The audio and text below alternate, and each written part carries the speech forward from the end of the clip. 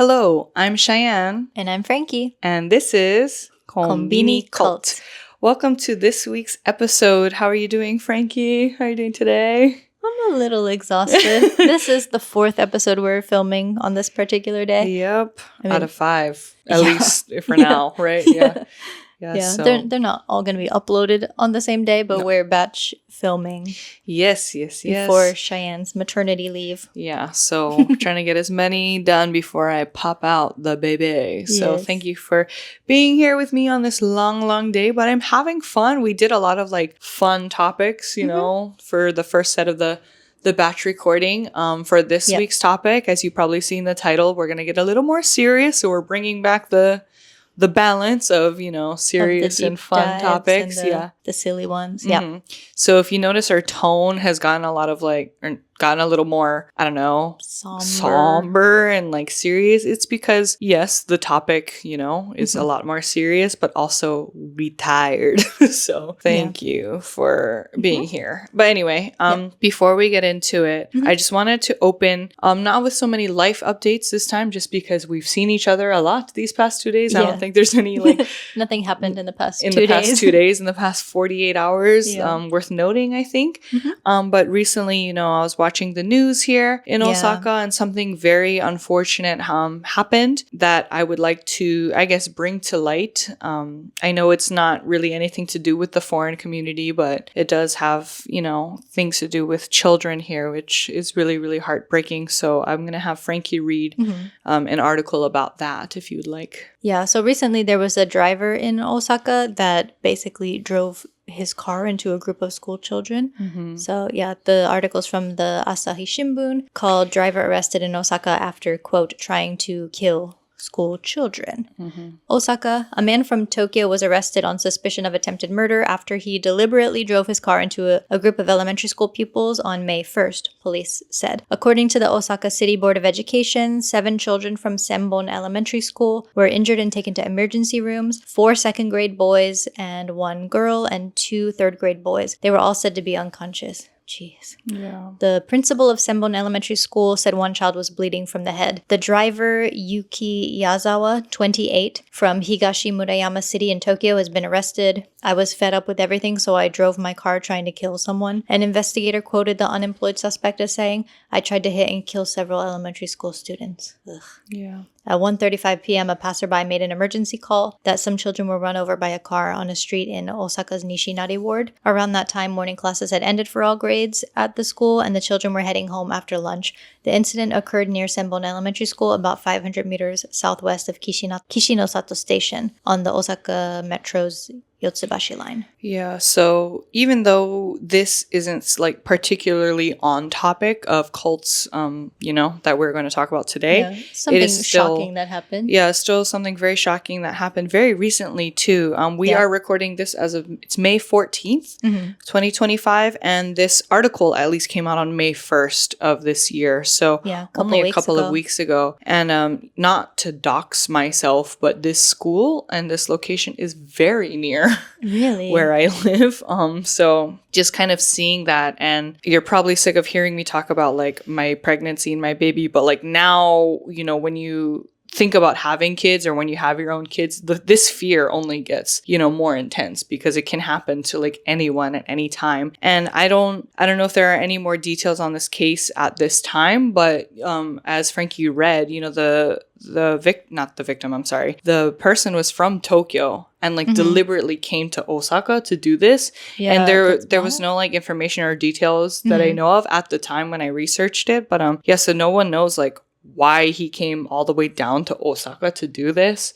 That's very heartbreaking. It wouldn't be any better if he did it in Tokyo. I'm not saying that at all, but it's just very, it's very heartbreaking, especially to target children and kids. I think there's security footage of him too, because he rented a car to do this, and you can see footage of the car kind of driving back and forth in the neighborhood. So he was so he was it waiting. Was planned. He was waiting. Yeah. So he knew, I think, when those kids were about to get out of school and stuff. So yeah, it's just really, really sad. Sorry to start the episode on that take. It was just important news I thought should be shared. Yes. But when I saw that the other day, I was like, oh my gosh, lots of crazy things happening here in Japan. We've also had a couple of other like train incidents recently with like stabbings in the train in Tokyo. Yeah. This year, and then the very infamous like Joker train incident a couple of years ago. Yeah, he set a fire in the train dressed as the Joker. Like the DC character, the Joker was trying to smoke in the train, and his goal for that was to get the death penalty. Like that's why he did that, and I think he got. Did he? It. I don't know if he's executed already, but I think he received that sentence.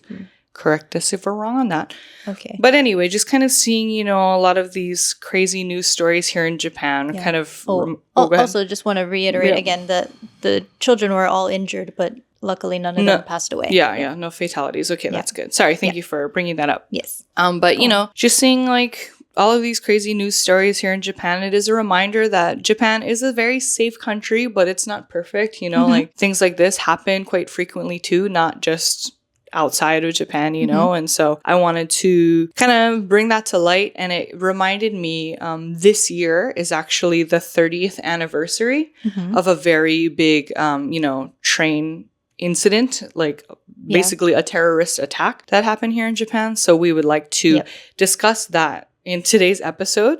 Before I get to that though, as always, we have our little disclaimer. I just want to, of course, sorry we say it every time, but you know, but it's true. You can love Japan and just like not defend, you know, crimes or criminals or anything. We don't like, we tend to get a lot of like any negative, you know, what do you call it? Like thing we say about Japan. Anyone who is talking about Japan and maybe mentions one negative thing, a lot of times are met with like, yeah, but in this country it's so much worse, or like, you know, so we're not like downplaying we don't need to play. We don't need to play the comparison Olympics. Yeah. These events were terrible things that happened. So yeah, especially like with this first news story I introduced, like about the school children, like I can unfortunately smell a lot of comments saying like, okay, well in America there's school shootings all the time, and like, you know, Sandy Hook and whatever. And, like, we're not downplaying that. We're not like denying or discouraging that, you know, violence, especially against school children, is rampant in, you know, America or other countries, but it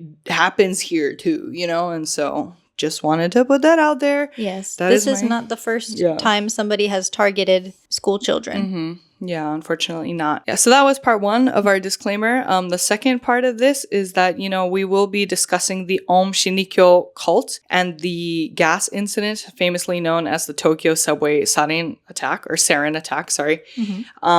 You know, but we're not like historians, so maybe there will be some details that we have missed on accident. I can't get to everything in this limited podcast time, but I researched as much as I could about it, tried to get the most important information out there for you all. And again, this is not a very recent incident, but it is the 30th anniversary this year. Yeah. So I just wanted to, I guess, shed some light. You might be hearing some stuff about it anyway, considering it is a big anniversary. But anyway, do you have any other parts to that disclaimer? Are you okay? No, if you're watching the video version and it looks like I'm about to cry, because I'm holding in a cough. Oh no. My throat is itchy. You want to get that out real quick? Can I take a drink real quick? Yes.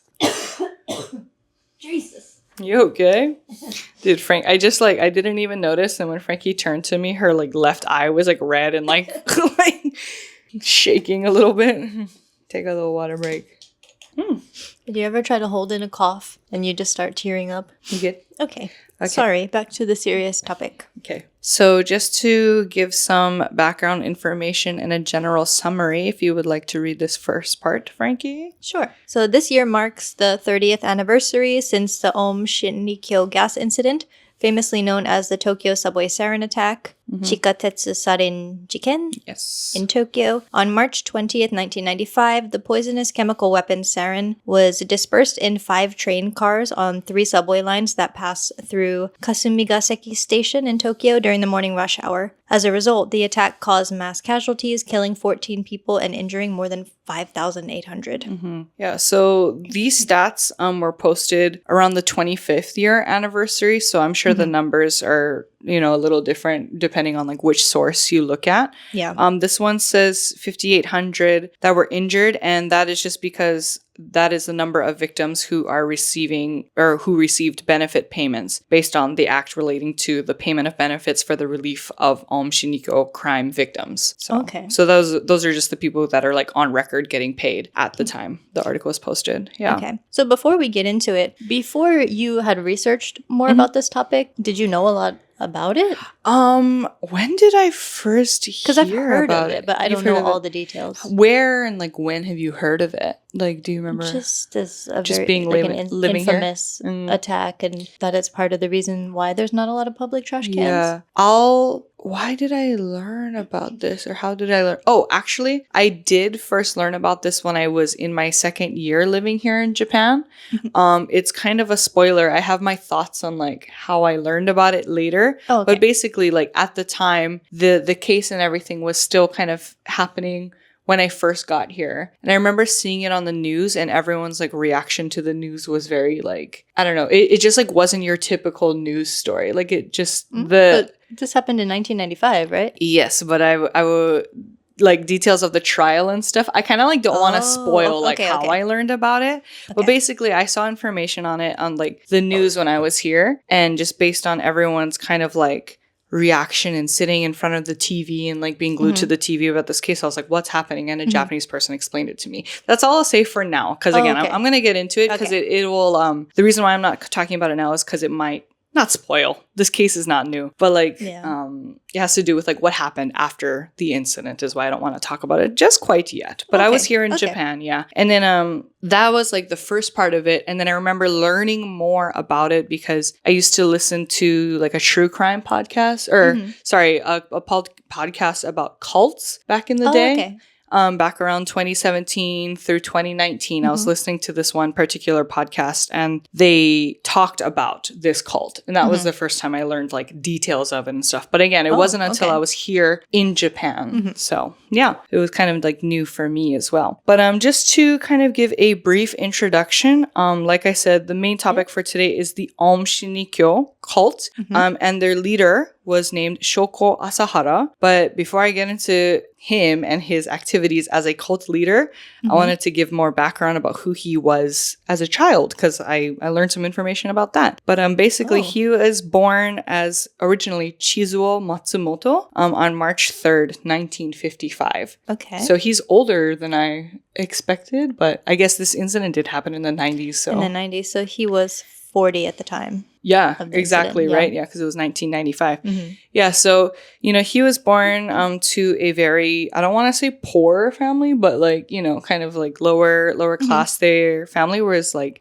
they made tatami mats. Like that was kind of their business that they had and stuff. Okay. And one interesting piece of information related to, him as a person was born partially blind. And so that kind of allowed him to go to a school for blind children. Okay. Because, you know, he was partially blind, but a lot of his classmates were, you know, fully blind, whereas he had partial vision. And so from a young age, I read that, you know, he would often, I guess, take advantage of that. I was gonna guess that. Like against his classmates. So he'd be like, hey, I'll like buy this piece of candy for you, or I'll like take you to the supermarket or guide you here or do this here, but like charge money against his classmates. So you can kind of see from a very young age, he was this very like manipulative person. Like conniving. He kind of knew how to control people, I guess, and like how to make a buck, you know? Okay.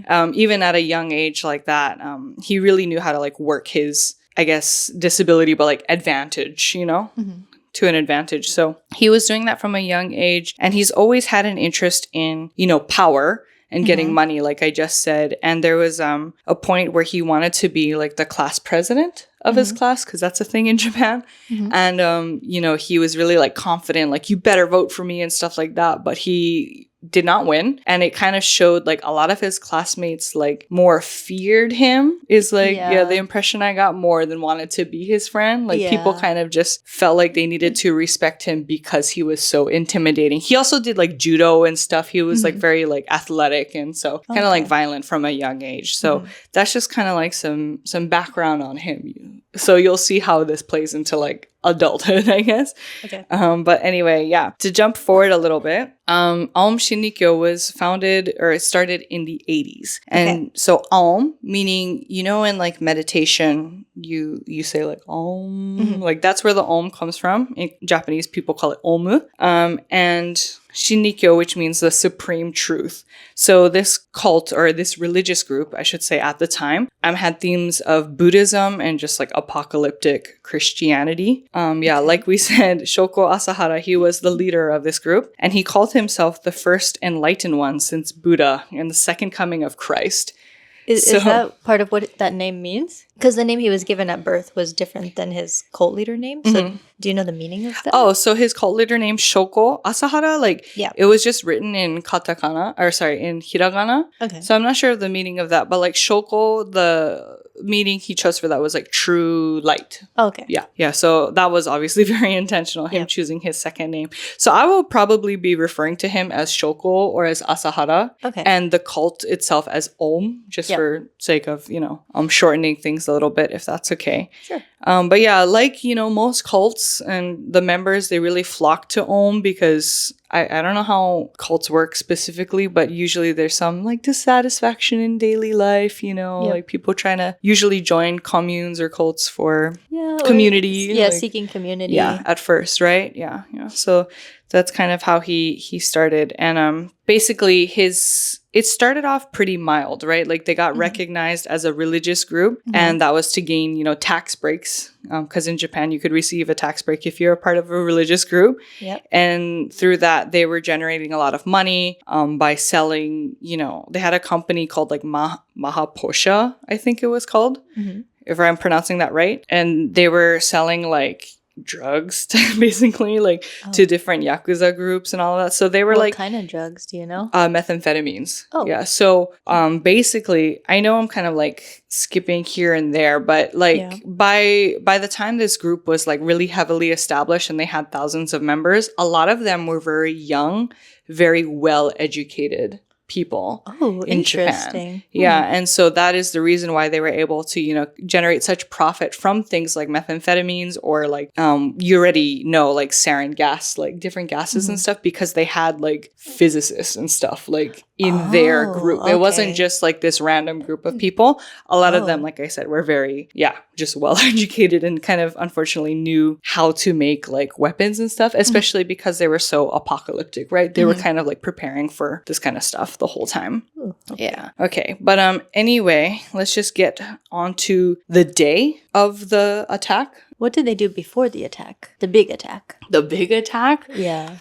So... Because I assume that they committed some crimes and maybe hurt people before then. Yeah. Was there anything notable before that? There is. I'm going to get into it. So Later. I know the order is a bit iffy, more so just because the order I did like my research into it. I'd like to cover like the big attack, but then because the attack is the attack, right? That's what you hear like the most about. Yeah. But then kind of like go back in time to, I have a couple of crimes they were committing before then. So yeah, the buildup is going to go backwards, if that makes sense. Okay. Yeah. Okay.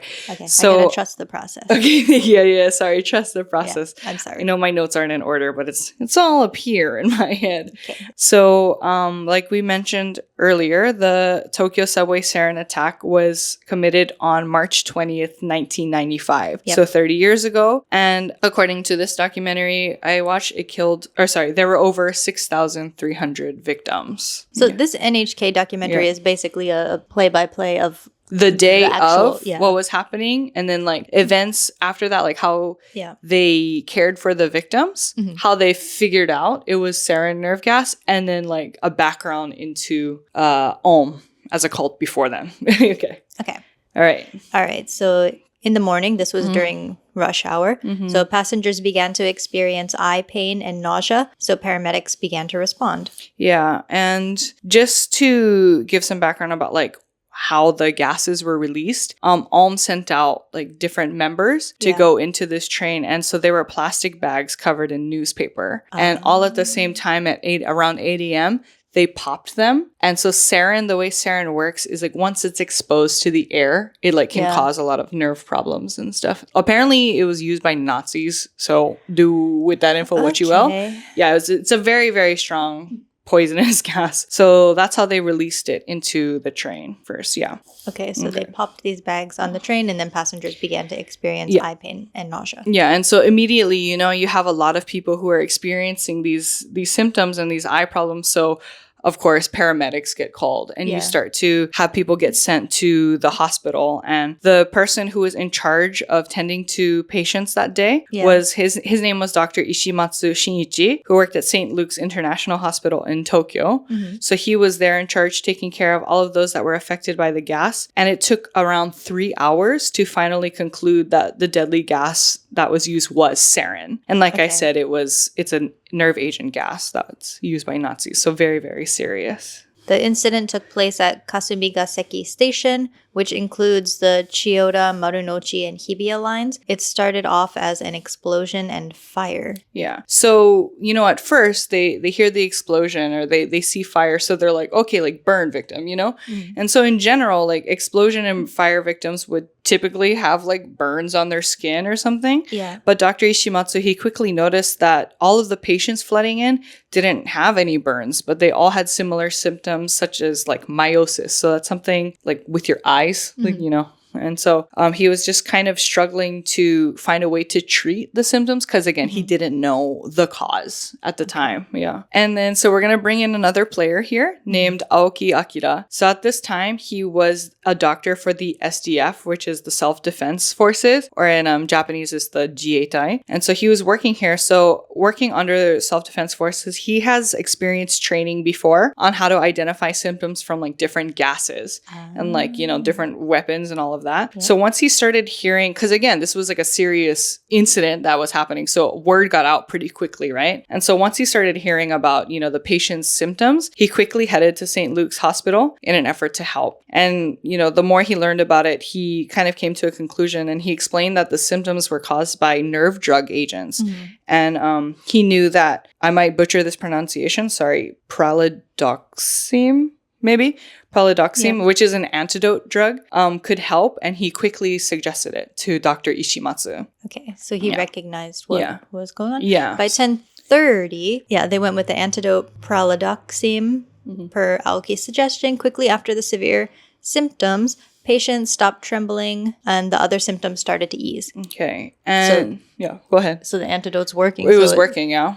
So he was correct in his identification exactly of the nerve agent. And please, again, reminder, the incident happened around 8 a.m. It is now 10:30 a.m. So within a couple hours, quick, that's very impressive, I think. Yes, I think so too. Yeah.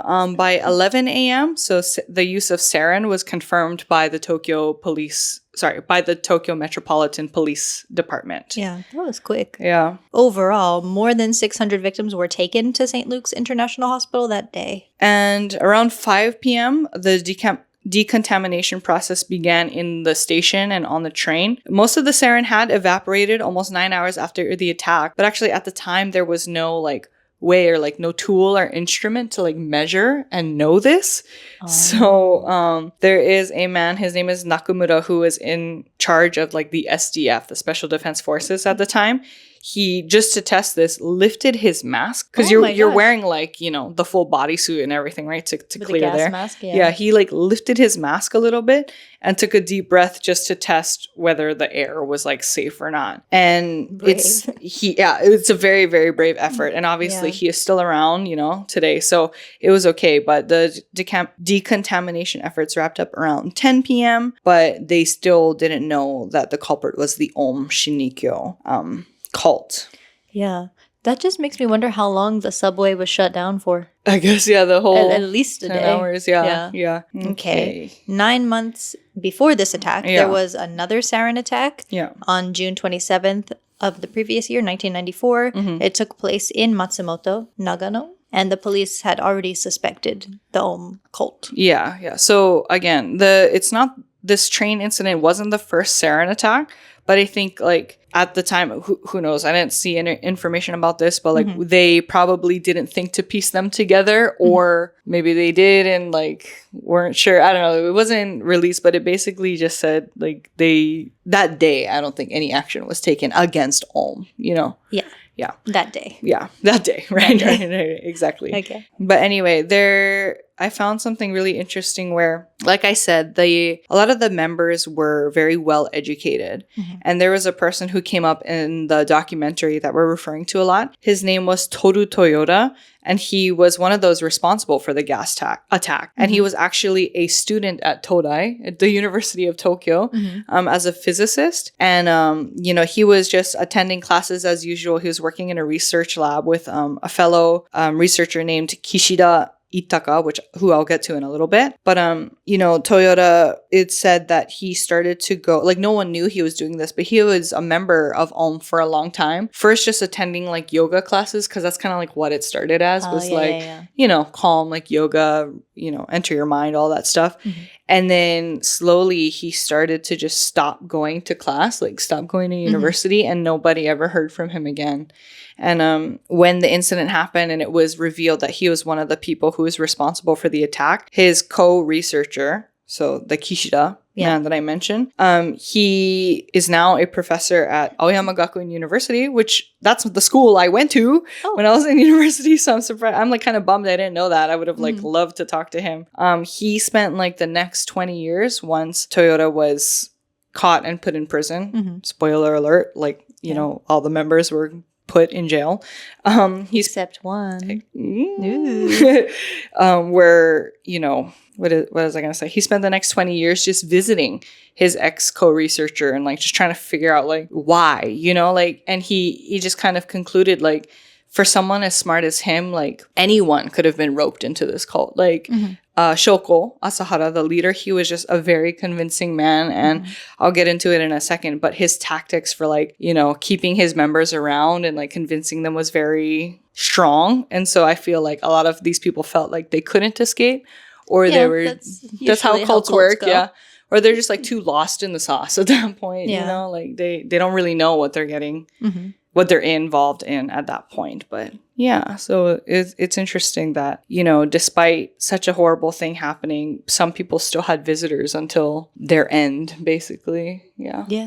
Okay, so shall we get into what this cult was doing? Yes. Okay, so now we're gonna backtrack a little bit. That is the main incident, right? Okay, so what led up to it? Yeah, what led up to it? Well, basically, before the attack, you know, when Aum was first started, a lot of Japanese found them to just be like this eccentric new religious group. You know, this was during the time of the bubble, and so a lot of like people kind of felt more comfortable like joining groups and like contributing their money to different like organizations and stuff like that. Yeah. When the economy was at its strongest. Sorry. However, you know, like many cults, Shoko, it started off as just like this yoga kind of class thing and like being really enlightened. So he really bragged that he was like the, what do you even call it? Like the all being or whatever. Like he reached enlightenment, even though in Buddhism, it takes like years or your whole life or something like that to reach that. Yeah, I think you are searching your whole life for it. Yeah. But according to him, when he practiced like, Buddhism. It took me 5 minutes. Exactly. I don't know about you. Kind of like he quit like meditation after 4 days or something, and then just started his cult or went back to it. And of course he's not telling his members that, right? Like, you know, but, and so he started to, like all cult leaders, make up a story of like, I am the almighty one. I am all enlightened and like, and it's only me who can, you know, receive these spirits, and basically calling himself a god, right?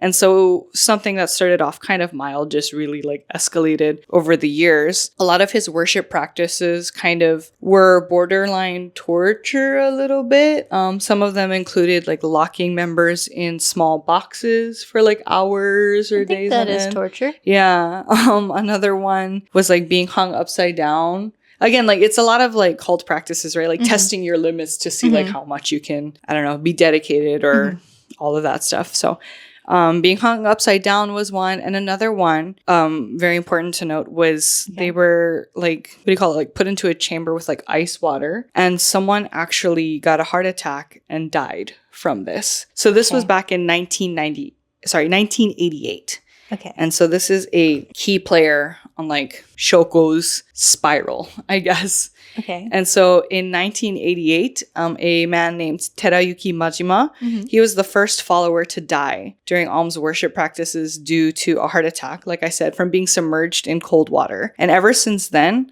it is said that like from that day, Shoko's like humanity also just went downhill. And so up until then, you know, these kind of hardcore worship practices were like, if you can pass this test, basically, you know, you'll like be closer to reaching enlightenment, or, you know, you'll be closer to me or whatever.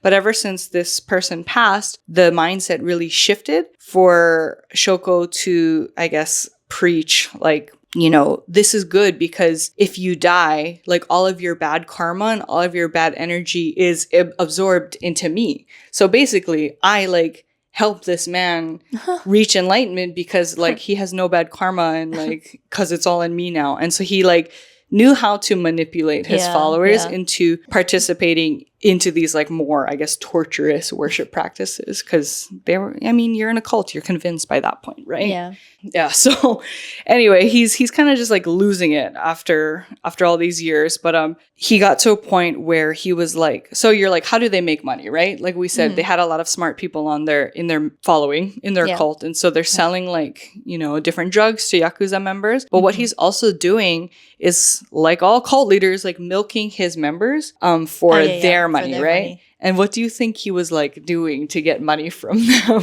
If you, I don't know, any torture? I don't know. No. That would, I mean, yeah, not surprised at that one. But basically, how did he manipulate them? He was selling his blood.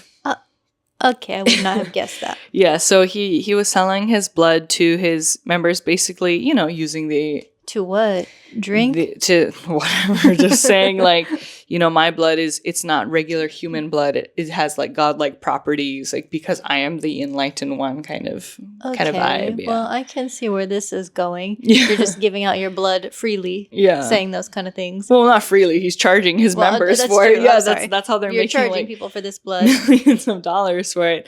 But basically he got a little cocky with it, and he, you know, they had an interview with TBS, and he like submitted his blood. Apparently he's like, look, like he truly believed like Fake his own life. Yeah, he was lost in his own sauce. And someone named Tsutsumi Sakamoto, so he got access to this blood, and in 1989 he took it to a lab and was like, is this guy for real? That's like, what I would do. You know, like test it. And so it was proven obviously that Shoko's blood didn't have any special properties. Therefore, you know, proving he was just a fraud, like he's regular human. Yep. So after he proved that Shoko's blood didn't have any special properties and he was just a regular human, he became a target against Aum, where he and his family were later killed by Aum followers ordered by Shoko. Yeah. So Tsutsumi, his wife, and baby were all killed by potassium chloride. Yeah. Tsutsumi by suffocation. The police found an Aum badge at the scene of the crime, but were unwilling to investigate further due to fear, most likely. Yeah. So, like Frankie asked, you know, like, what was this group doing before the incident? This is why I like wanted to go in this order, kind of backtrack. Yeah. So they were like already killing people and committing crimes way before this train incident. This wasn't like the first incident that they've ever done. But it was like the biggest and final one for sure. Dare I say this could have been prevented? Right. Yeah, because evidence was there. The badge, and by badge we probably mean like a badge pin or something, like a clip or a brooch or something, was left at the scene. So police had access to this, but very cocky. Yeah. And so just considering that they're already like, I guess, guilty, you know, of committing such a crime, like it's kind of surprising why. Even a baby? Yeah. It's so horrible. So that kind of like also just goes to show like how extreme Shoko was willing to just get, I guess, his way, you know, and to prevent from being exposed and all of that. He really didn't limit his torture and unalivings to a certain age. Like anyone who posed a threat was, you know, out of the picture. Although I did hear from different sources, you know, he sent some members to just specifically target Sakamoto, like just the man. Mm-hmm. And so they were kind of like camping out of his house and like surveying the area and waiting for him to be alone. But I guess he was a family guy because it sounded like his wife and his baby were just always at home with him too. And I think they just got tired of waiting for him, so they took out the whole family. Oh man. And they got rid of their remains and everything, got rid of their teeth for their dental records, and they disposed of the bodies up in the mountains. So actually this family wasn't found until 6 years after this incident, aka after the train incident, once they started to put things together. Yeah. Oh, wow. Okay. Yeah. So the police found the badge at the house, but they didn't find any evidence of the bodies. Of the bodies, yeah. So they kind of I want to say they had an idea of like who did it, right? But like who knows what they were saying at the time. Yeah.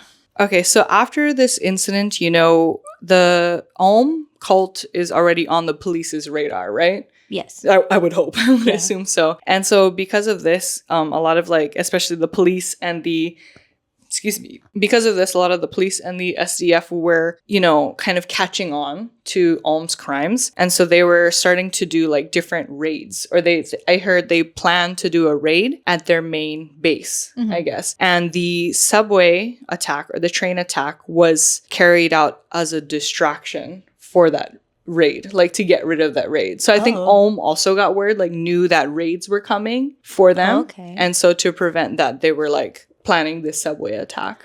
Oh, okay. Yeah. Well, then what I said before about it could have been prevented, maybe not, because that was a distraction. Which is true too. And also like that is one of the reasons, but also, you know, like a lot of apocalyptic cults in the end, the reason why, you know, Shoko wanted to take out these people was basically like, we need to take out every single non-believer or else like you can't be enlightened or whatever his thing was. So they that's why it seems very like random and stuff. They just wanted to target anyone who wasn't Aum at that point. Okay. And like if you think about it timeline wise, like 1995, it's before the new, what do you call it, millennium? Like remember like Y2K, like 2000, everyone thought the world was going to end. Yeah. 2000, yeah. So a lot of that has to play into his mentality too. But yeah, so that was kind of like some of the events that were leading up to the train attack and all of that. But basically, like you said, you asked me at first, like, how did you find out about this incident, you know? Yeah. So here's like kind of my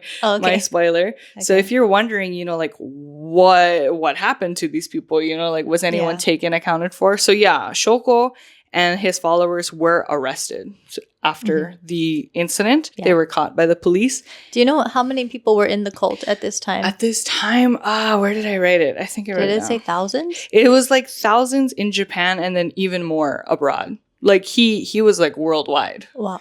Yeah, at the time at least, yeah. So yeah, he had tens of thousands of followers, but I'm not sure how many he had outside of Japan, but a lot. He was also known outside of Japan. And I think like even after the incident happened, a lot of followers from like Russia and stuff were trying to like restart the group and everything. Yeah. But yeah, like we said, you know, he promised to absolve people from sin, and he truly believed that a war was coming, and he often ordered like killings and kidnappings of any rivals of the cult. So he just did not care like, you know, who and where you were. Yeah. But anyway, so to jump forward to after the incident, they did get caught by the police, and they were in prison, and he was actually executed in 2018. So that was because of the subway attack that they were caught.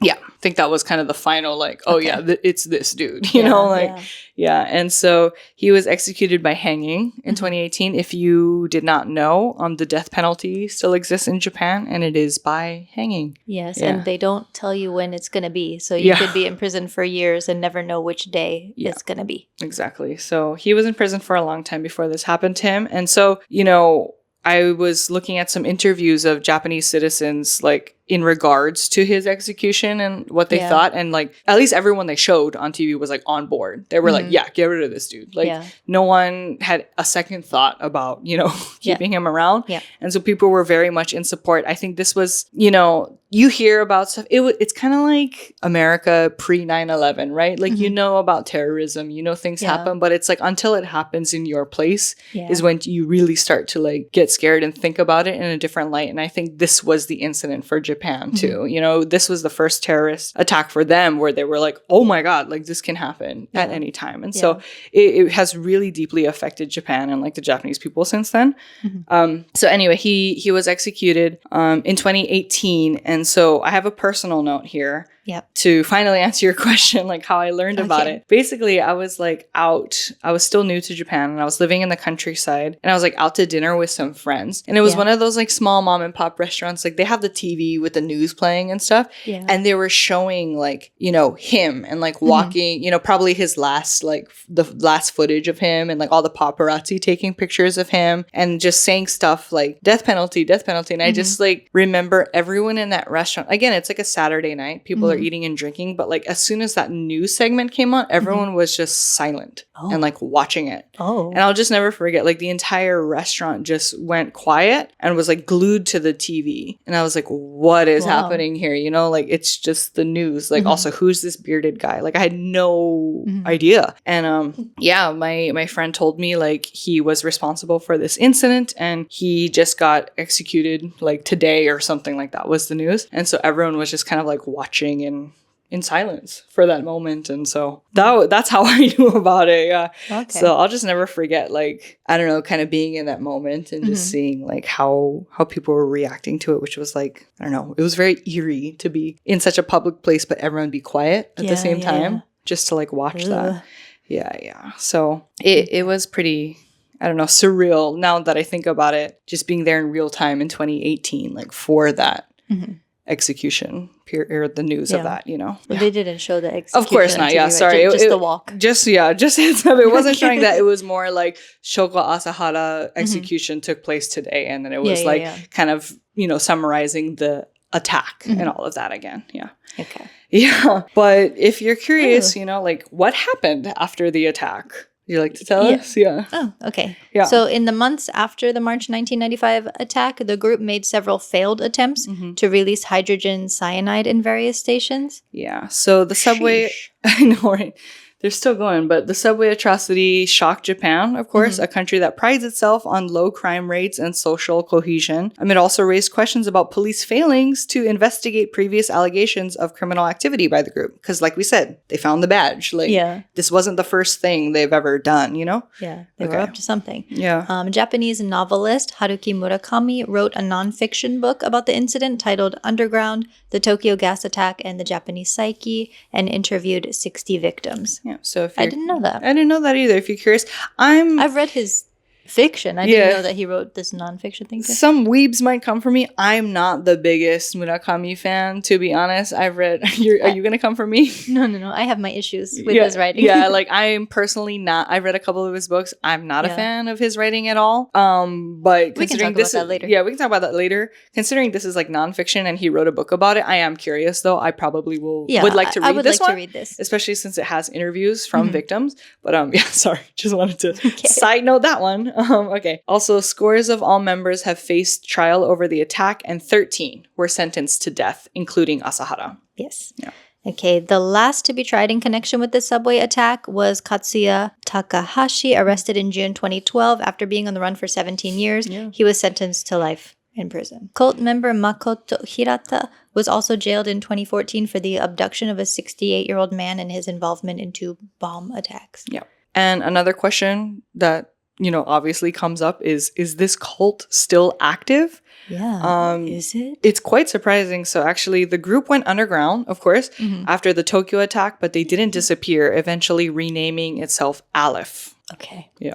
All right. Another smaller group, Hikari no wa, Circle of Rainbow Light, headed by Aum's former spokesman and Asahara's successor, Fumihiro Joyu, was formed in 2007. Yeah. So Joyu claimed to have distanced his group from worship of Asahara. Aum Shinrikyo is designated as a terrorist organization in the U.S. and many other countries, but Aleph and Hikari no wa are both legal in Japan, albeit designated as dangerous religions subject to heightened surveillance.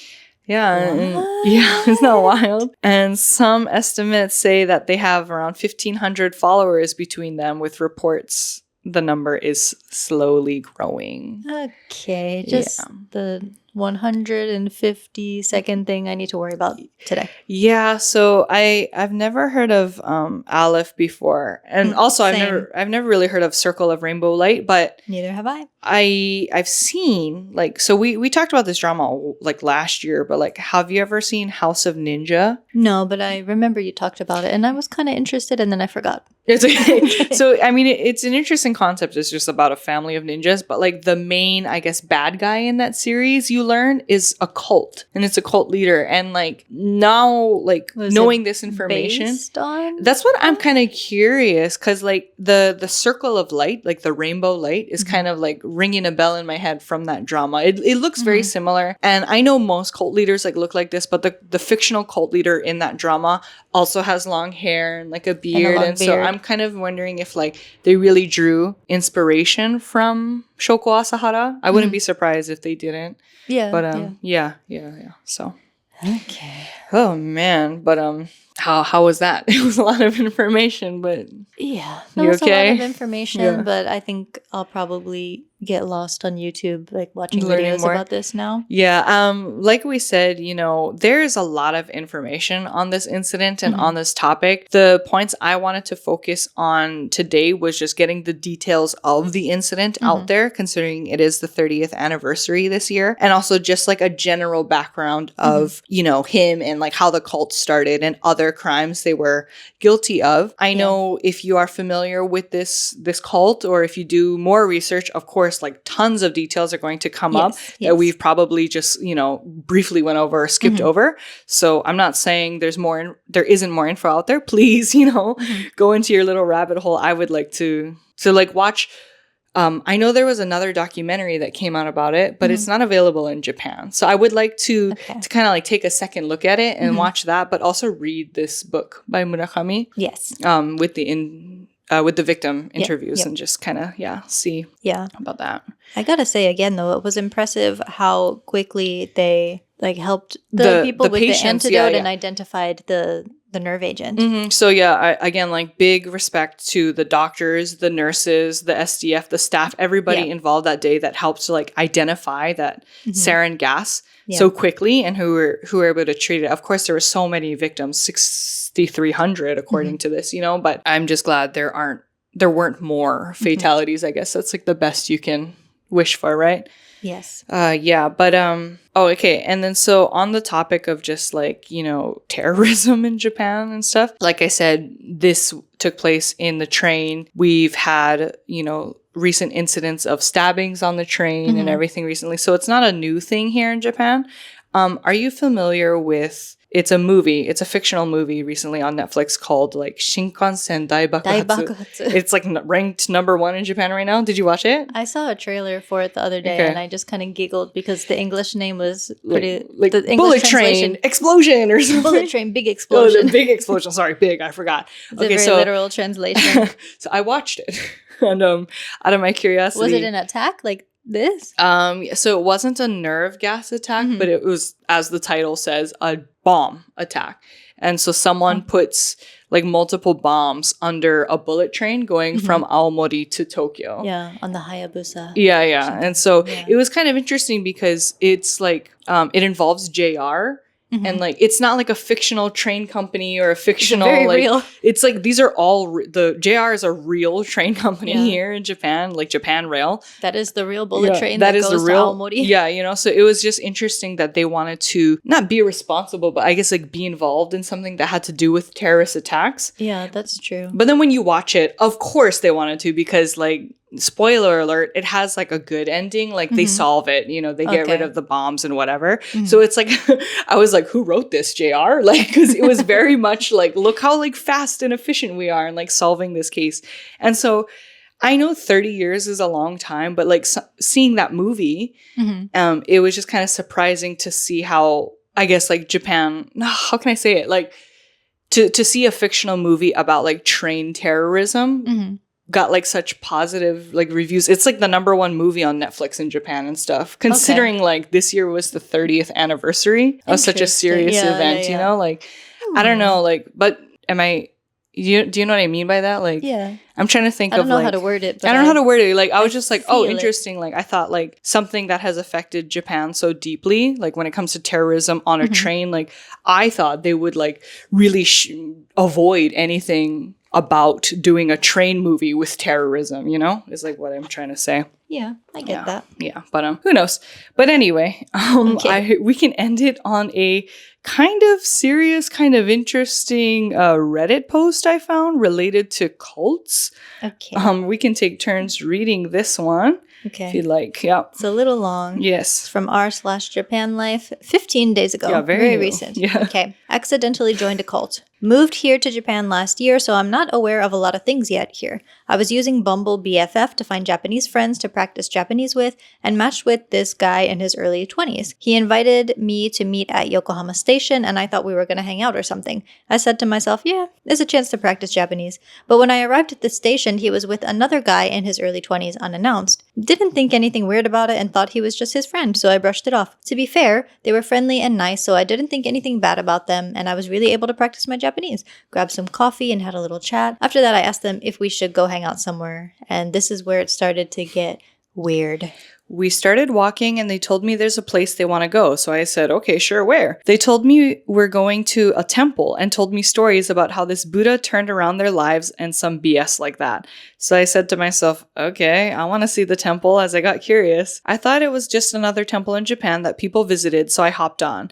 Got on the train and we continued having a chat about stuff like music, anime, and hobbies, sometimes cracking jokes. I thought to myself, wow, these guys are cool and I can definitely feel the vibes. After a few minutes, we got off the train and walked to our destination, except that it wasn't a temple. It was a building. I was confused at first and asked them, where's the temple? They said, it's not really a temple, but there's like a room where there's the Buddha. At this point, I hadn't realized it yet that it was a cult, and I continued on. So I said, okay, because I wanted to see it out of curiosity. They handed me a paper to fill out, and I didn't know what was written on it, but I asked them first beforehand what it was for. I forgot what they said, but it was something along the lines of so that you can get in the room and say thanks to the Buddha. I said, okay, and I didn't think anything bad of it, so I started filling it out with my personal info. My mistake on this part. Then they said they wanted to give me a present, and it was a bracelet and a booklet. After that, we rode the elevator and went to a room where this Buddha is supposed to be. Entered the room and saw like 2 other foreigners, and this is where I started to feel something wrong.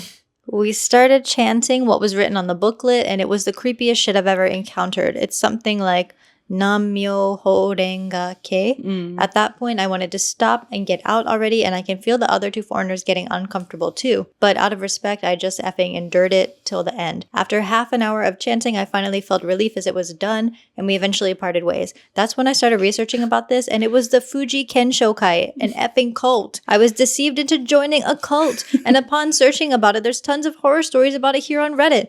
Bruh, I wanted to punch myself in the face. And apparently there's lots of Japanese people that get tricked into joining these cults too. Yeah. Blocked the guy already as soon as I got home. I didn't know there's tons of cults in Japan. Sigh. Welcome to the dark side of Japan. Yeah, and the top I've never heard of this cult either. I've never heard of this cult either. And like, again, I bring it up mostly for awareness, not to like dog on this person, because unfortunately this is like something I would do. And like, before we get into it, like, or before you make fun of me, I like, not just for cults, but like pyramid schemes. I've talked about it in another episode. Like, there's just like so many like different ways you can be, like you can be lured into like groups or cults here. So like, I'm not, especially if you're like looking for friends, maybe you're new to Japan, like yeah. And so the top comment was like, I've said this in this sub before, but it still applies. You're probably really easy to kidnap.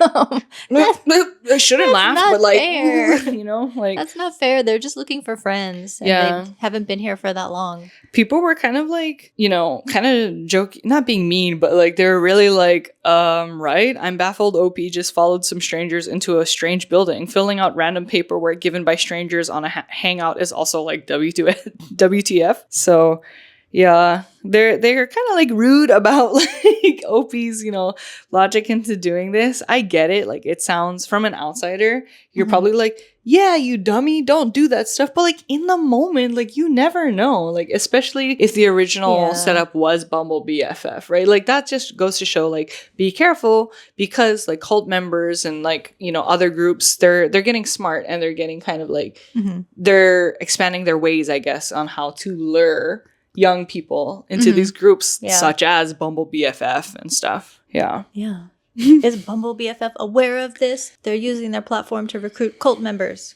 Yeah. Someone said like I get this person's point. They said, but Japan is so safe. How could throwing out all caution to the wind because F it, it's Japan ever turn out badly? There was a post the other day from a guy who slept on a random footpath in the middle of Shibuya drunk at 3 a.m. and his stuff had been stolen, and decided to post to warn everyone about the dangers of Shibuya. Like, come on. Like, yeah, okay. I see how like that is not, the best. But someone replied and said, I had that same conversation with my wife. Her being born and raised here in a comparatively safe environment led her to be so aloof and unaware of her surroundings. I think a lot of Japanese people have that issue. Have you ever... Sorry, that's it. I won't read the rest of the comment. But yeah, I just wanted to kind of bring that up because it was like on the topic of cults and stuff. Yeah. I guess like stuff like that still happens today, like accidentally joining or... Yeah, there's a couple other mean comments. Oh, yes, go for it. One said, you're the kind of person that dies first in horror movies. Another said, how to accidentally join a cult. Do everything your parents told you not to. Oh, poor thing. They were like, I was naive. I learned my lesson. Like, someone said, hey, I've got some candy in my van. Want to get in? Rude. But listen, at least they can block those people now. Yeah. Yeah, but anyway, so like I said, my personal experience, thankfully not with a cult, but with a pyramid scheme. Like I posted a video about it, but it's kind of related, like sometimes in the moment, especially if you're just like meeting people, looking for friends or whatever. Community. Yeah, that's how it starts. Big way cults get you. Yeah, so in that time I was like, kind of after it was done, like kind of similar to this guy. Thankfully, I wasn't like lured into a building or anything, but like it's kind of like after it's done, you realize like, what was that? Yeah. Like, what just happened, So I get the, like, the post-nut clarity on that one. But yeah, and I have a Japanese friend as well. She said this accidentally happened to her, too. I don't know if it's, like, with the same cult, but something like she met a friend online. The cult or the MLM? Cult. She's Japanese, and so something like she met someone online, and they were like, okay, like, let's meet in person or whatever, and, like, decided to meet in front of this train station.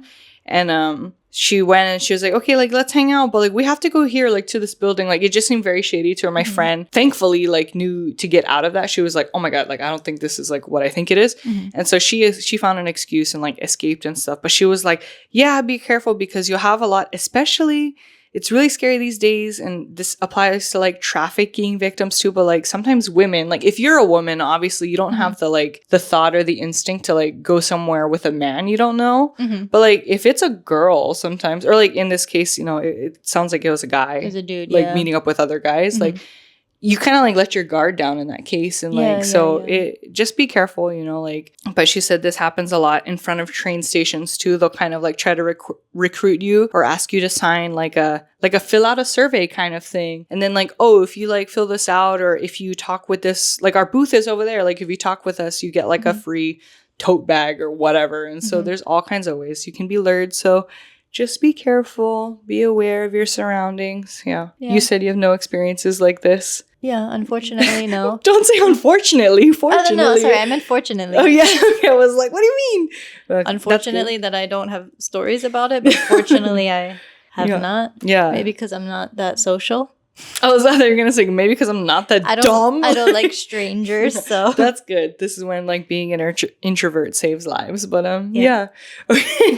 Thank you for listening to this episode. I think it was a lengthy one, but if you ever want to know more, there's a ton of information out there on the Aum Shinrikyo cult and this incident, but we will also link everything, what we have. Yeah. But thank you for sticking around. All right. Catch you next time with the funny, unhinged topic. A later topic. Yes. Okay. All right. Thank you.